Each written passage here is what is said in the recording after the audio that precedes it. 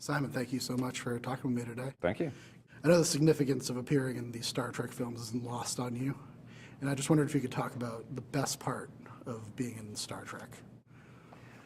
God, there are so many things that are good about being in Star Trek. I mean, not least because it's something I've known, my entire adult life and most of my childhood as well.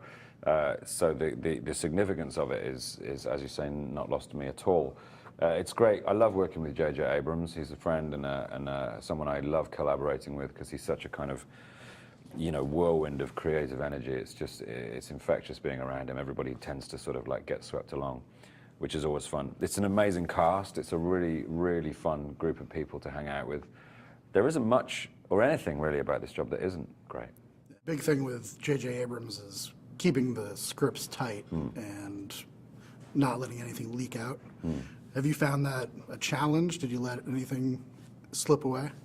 No, I relish that because I make films as well, and I totally concur with his sort of modus operandi when it comes to secrecy, because it's all about looking after the audience. Really, it's not about being coy or mean. About you're just trying to look after the experience of the audience.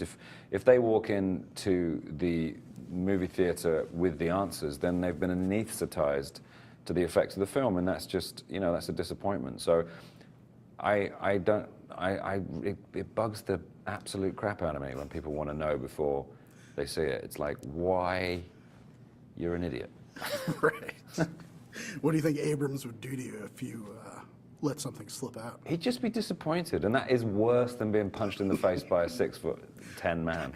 JJ'd be disappointed in you. No thanks. He's one of those people that you just want his love. Yep, I hear you. I'm a big sci-fi fantasy villain guy. I love the villains, and wondered if you could just talk about some of your favorite villains from sci-fi films in the past, fantasy films.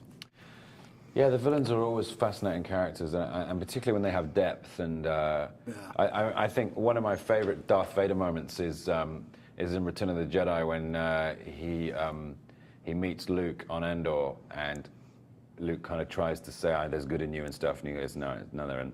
And Luke gets taken off, and it just stays on Vader looking out the window, and you can see this absolute turmoil of emotion going on. It's just a guy in a suit with a mask on. You can't even see his face, and yet somehow that communicates massive complexity. And I love all good villains have that complexity. They're not just evil. I think in some respects I preferred John Harrison, Benedict's character in this film, a little bit to Nero, because Nero was just sort of driven by a very simplistic rage, almost like a childish petulance, whereas John Harrison has morality. There's morality to what he does. He's like, I think he's the spectre of the modern terrorist, really, when people are actually starting to ask why these people do what they do, not just because they're not just evil or stupid. They have a reason. They don't like us for some reason, and that has to be something, and that's what I like about Benedict's characters. Similarly, go back to other villains in other things. I love Gene Hackman's Lex Luthor in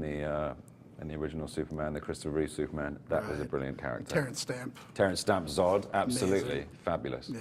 It's interesting that these, particularly like with the new Superman, Zod's back. I'm not sure, I wasn't too au fait with the DC Superman comics. Was Zod a character from the comic books? I'm not sure either. Because I think he might. It's interesting that they've sort of like seemingly separated themselves so much from Richard Donner or Richard Lester's Superman 2, and yet still are drawing on it for, it just goes to show how powerful that film was. Yeah, Michael Shannon does look good though, so. Yeah, he does look amazing, yeah, absolutely. Cool. But it's nice that they've, acknowledged the power of that first film. Yeah. Or second film. Okay. I've also read that you're a big Raising Arizona fan. I am, yes. Yeah, and I wanted to ask you if you could go back and appear in one of the Coens' earlier movies. What character would you like to play? Oh, H.I. McDonough, without a doubt. It would be. It's one of them. I think it's my favorite ever Nicolas Cage performance. It's just, and him and Holly Hunter together. It's just pitched so well. That film was the first time I ever realized that the camera could be funny as well. The framing could be funny. The structure of a movie could be funny. It isn't just about pointing a camera at funny people. And Edgar Wright, who I work with a lot, he had exactly the same experience, and I think we've parlayed that knowledge into our own sort of filmmaking. It's seeing the Coen brothers work. It's like they have a process which is complete, you know.